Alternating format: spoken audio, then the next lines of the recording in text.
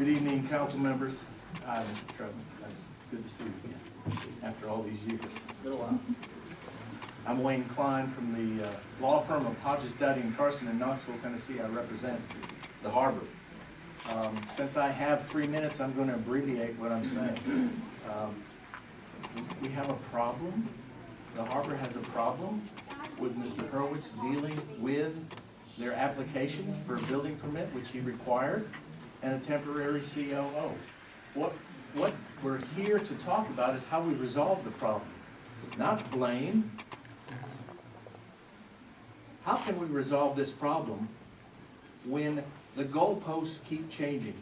Every time my client tries to accommodate Mr. Hurwitz and his requirements for whatever he needs for the building permit, things change. For example, in the beginning, you don't need architectural drawings.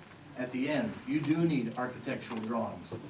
These things are required, and every time he changes it, it changes the timing. So what I would ask is that you put this item on the agenda for next Tuesday's city council meeting, and that we talk about a solution about how my client can accommodate whatever needs the city has to make sure that the thrift store is safe, that it meets the requirements, but at the same time, they get what they need. Because folks, you can't keep changing things. That's called arbitrary and capricious.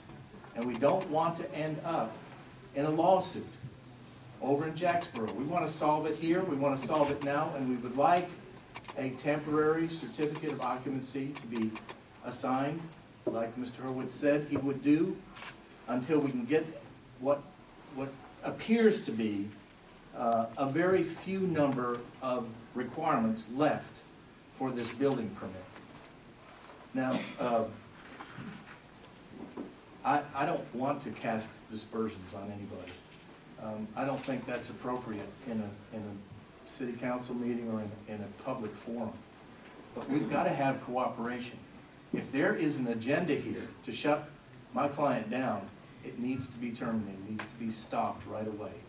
This needs to be done according to the International Building Code.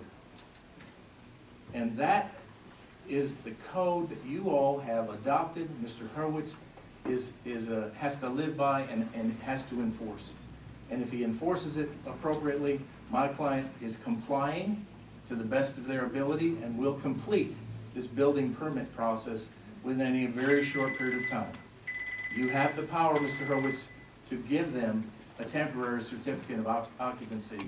You can do so, give them 60 days, and in those 60 days, we'll have it done for you. There's nothing that's unsafe anymore in that building. I don't know how much time I have left, but I would defer to Pastor James if he wants to talk. Or I'll answer questions. One question, Wayne. Sure. And I didn't understand. What did you ask for prior to Tuesday? Did you want something prior to Tuesday, or something? You said something about Tuesday's meeting. Did you need something? Did you request something before that meeting? From the city. Well, I would think that we might be able to talk.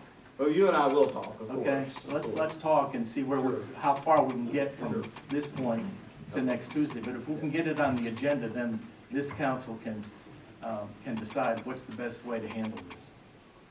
I would ask for a motion, not tonight because you're not of record tonight, but a motion for a temporary certificate of occupancy and a short period of time to allow my client to complete the requirements for the building permit, which are, as far as I know, right now, and we don't need a change again.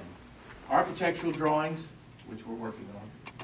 The sprinkler system inspection, that's Chief Pack, and we can get that done here shortly. Fire doors purchased and installed on the designated doors, which will get done. Stencil firewalls every 20 feet, it's already finished. Exit signs on the front, rear, and side doors, already done. And the hardware installed for self-closing on the fire doors, which will be done. If there's anything else, I'd like to know, Mr. Troutman, if there are other requirements. And if we need to inspect, come on out and inspect, we'll be there for you. Thank you. We'll talk.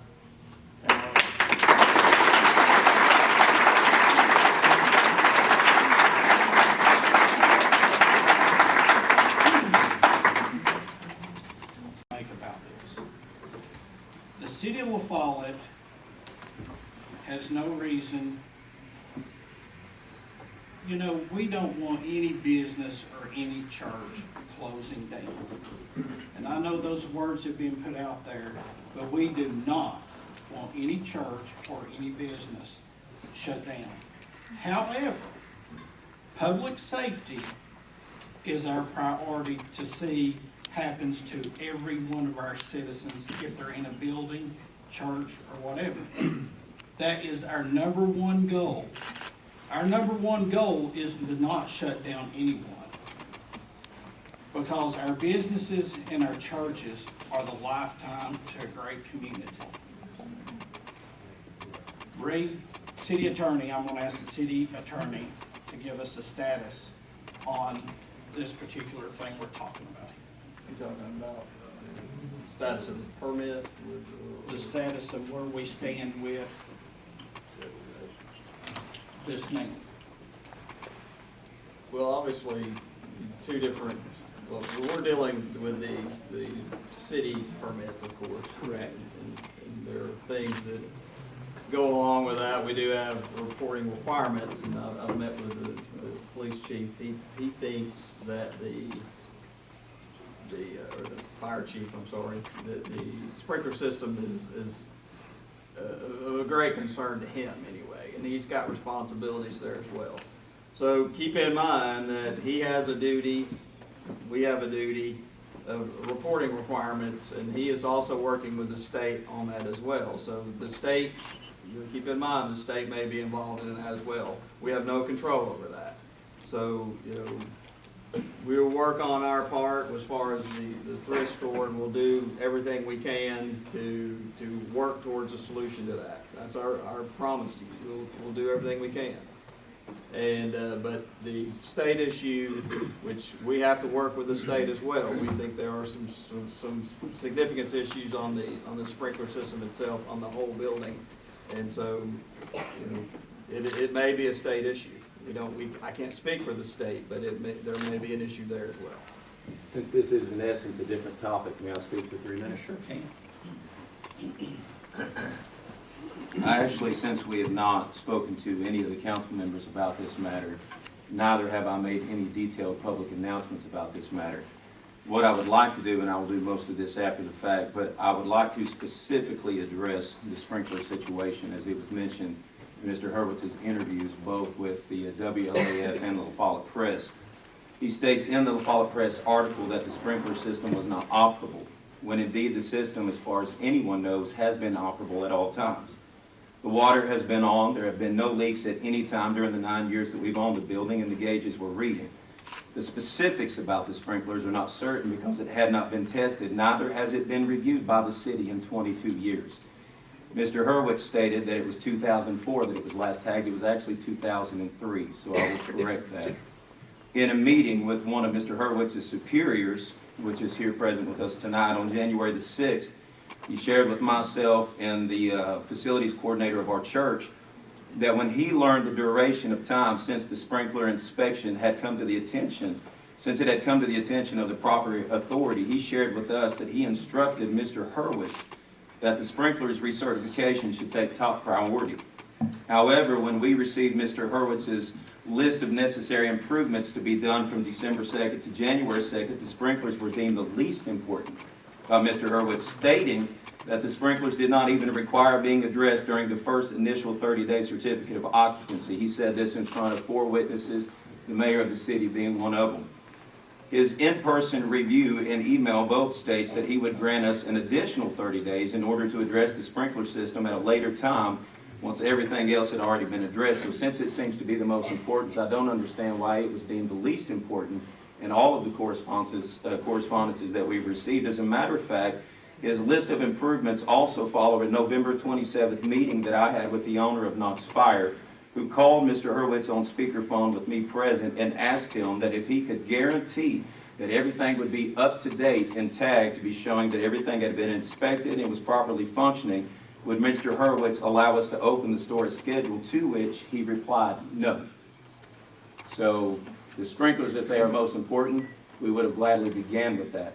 And when his superior shared with us that that was the most important, it's been confusing to me since why it is apparently a hazard to everyone, but to state that they were inoperable is inaccurate.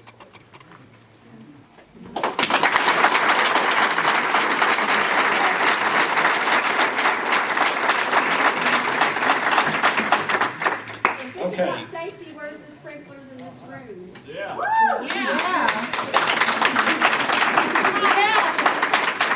Okay, enough. My 3 minutes, since it's not up, can I just make one more Yes, statement? you can. In the process of that 22 years since they were last reviewed or inspected, 13 businesses have applied for licenses in this room and received those licenses and operated during that duration of time, 13 years of which was before we ever purchased or occupied the building. You're exactly correct, and as you know, the sprinkler systems are the responsibility of the building owner. They're Yes. not the responsibility of the city. And when they are not inspected, the reviews are the responsibility of the city. You're exactly correct.